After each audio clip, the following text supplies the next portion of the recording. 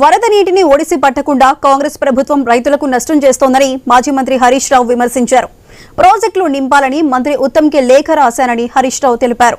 నీళ్ల విలువ రైతులకు తెలిసినంత సీఎం రేవంత్ రెడ్డికి, మంత్రి ఉత్తమ్ కుమార్ రెడ్డికి తెలియటం లేదని మండిపడ్డారు. వరద నీరు పట్టండి, బురద రాజకీయాలు మానండి అంటూ హితవు పలికారు.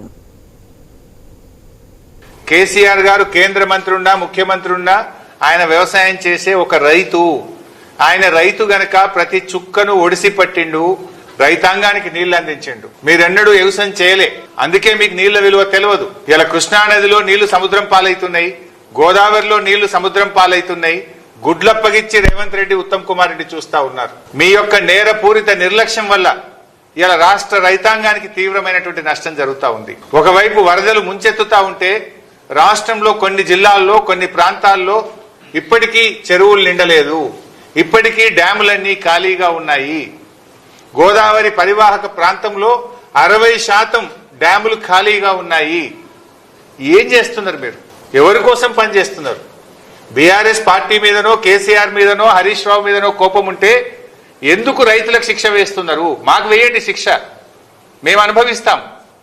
కానీ మీరు మీ బురద రాజకీయాల కోసం వరద నీటిని సముద్రంలో వదలకండి. అన్నపూర్ణ రిజర్వాయర్ కెపాసిటీ 3.5 టీఎంసీలు, ఉన్నది 1 టీఎంసీ.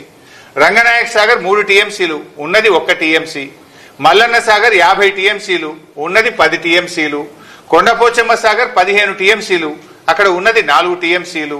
బస్వాపూర్ 12 టీఎంసీలు, అక్కడ ఉన్నది 1/2 టీఎంసీ. ఇవన్నీ నింపుకోవచ్చు కదా. యాసంగి పంటకు బ్రహ్మాండంగా నీళ్లు ఇయ్యొచ్చు కదా.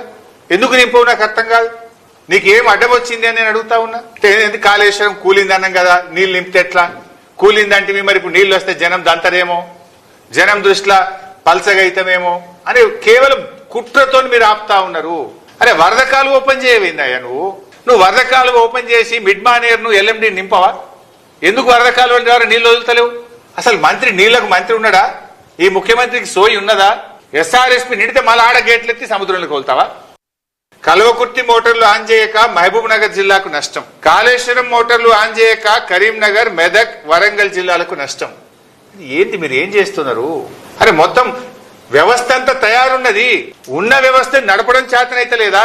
సకాలంలో వేసవి కాలంలో మెయింటెనెన్స్ పనులు చేసుకోవాలి, వర్షాకాలంలో నీళ్లను ఒడిసి పట్టాలి. What is that you people are doing?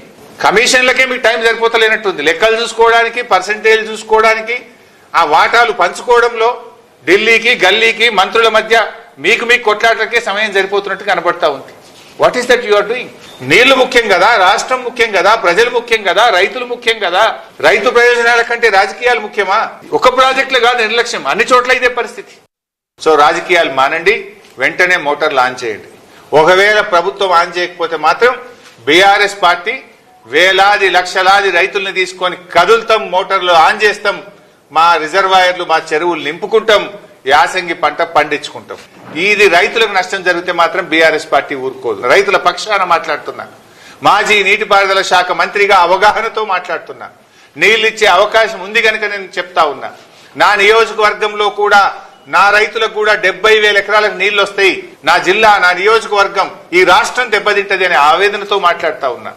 అర్థం చేసుకోండి, రాజకీయాలు కాదు, రాష్ట్రం ముఖ్యం. MLA Daggubati NT